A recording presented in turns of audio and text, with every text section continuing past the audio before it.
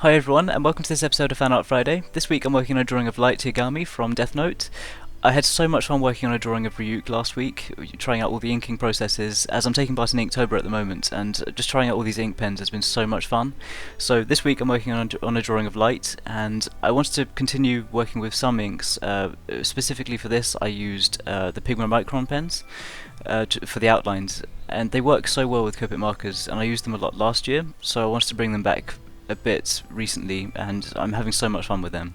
So as you can see, I started off by sketching the outlines with my mechanical pencil, and then moved into working on the outlines with a Pigma Micron 05, and that's 0.45 millimeters. It's quite a thick pen, but it really works when I want to add some dynamic shapes and dynamic lines to some areas where I want to add some shading later on. And then once the outlines were completed, it was time to move on to the colouring, and for the colouring of this drawing I used Copic Markers, starting off by working on the skin tones and going through some of the processes that I really love using for the skin tones in a lot of my drawings. Starting off by using a pinkish white, adding more layers of that colour to underneath the hair and around the sides of the face, and kind of like fading it inwards, and then using a pale heath marker over the top of that to add a nice warmer tone.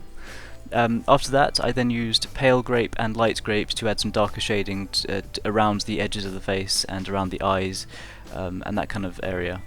Moving on from that, to add the colouring to Light's eyes, I used maroon, brown and crimson, and then to add the highlights over the top of that I used a Uniball Signo Broad Pigment Ink white pen to just add some white opaque highlights to each eye. Next up was the most difficult part of this drawing, and that was Light's hair.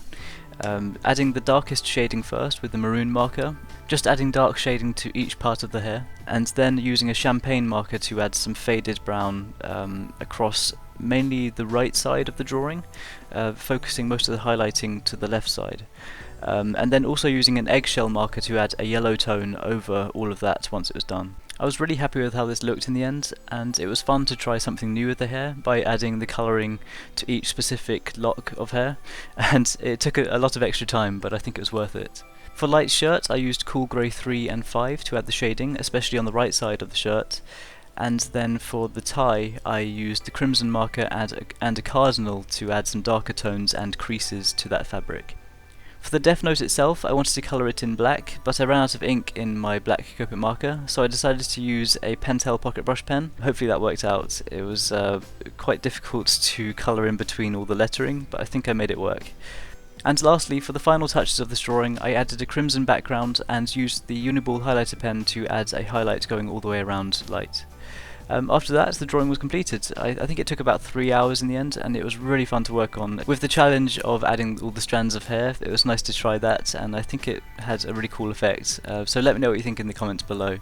If you have any more suggestions for future videos, then please let me know as well. I always really appreciate seeing your drawing suggestions. If you want to see more videos like this, then make sure you're subscribed, and any likes, shares, or that kind of support is always hugely appreciated, and it really means a lot to me. If you want to follow along with my progress photos throughout the week, and want to keep up with everything I'm working on, then feel free to check out the links in the description box below to check out my Twitter, Facebook and Instagram. And once again, thank you so much for the support on this channel. It means so much to me, and I can't wait to work on the next video. Thanks for watching, and I'll see you all soon.